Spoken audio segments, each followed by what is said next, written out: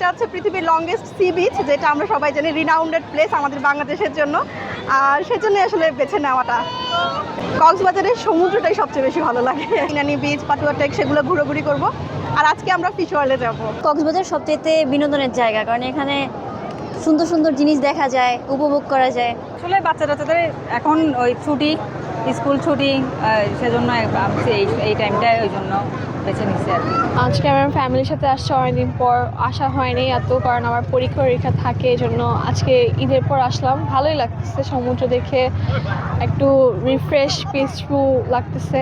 এখানে অনেক ভালো লাগতেছে, অনেক মানুষের ভিড়, অনেক আনন্দ করছি পরিবার নিয়ে এসে।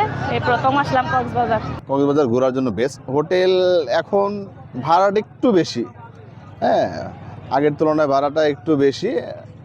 তো এখানে খাবার দাবারও মোটামুটি ভালো, খারাপ না, তবে খাবার দাবারের মূল্যটা একটু যদি নিচে নামতো খুব ভালো হতো। সব কিছুর প্রাইসই একটু বেশি, কারণ এখন তো মানুষজনের সংখ্যাও বেশি, এখন অলরেডি ভাড়াও বেশি, খাবার দাবারের বিল, সব কিছুর প্রাইসই বেশি। অন্যান্য বছরের তুলনায় এবার ঈদের পরের বুকিং খুবই কম, প্রায় 30-40% রুম আমাদের খালি যাচ্ছে।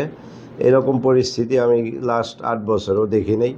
কেন পর্যটক কম আসলো এটা আসলে বলাটা যাচ্ছে না, এটা আমাদেরকে সবাইকে চিন্তা ভাবনার বিষয়, এটা খতিয়ে দেখতে হবে পর্যটকের কেন। অন্যান্য বছর সাধারণত ঈদের পর দিন 100% বুকিং হয়, ট্যুরিস্ট আসে, রুম পায় না, রুমের জন্য আমাদের অনেক পেরেশানিতে থাকতে হয়।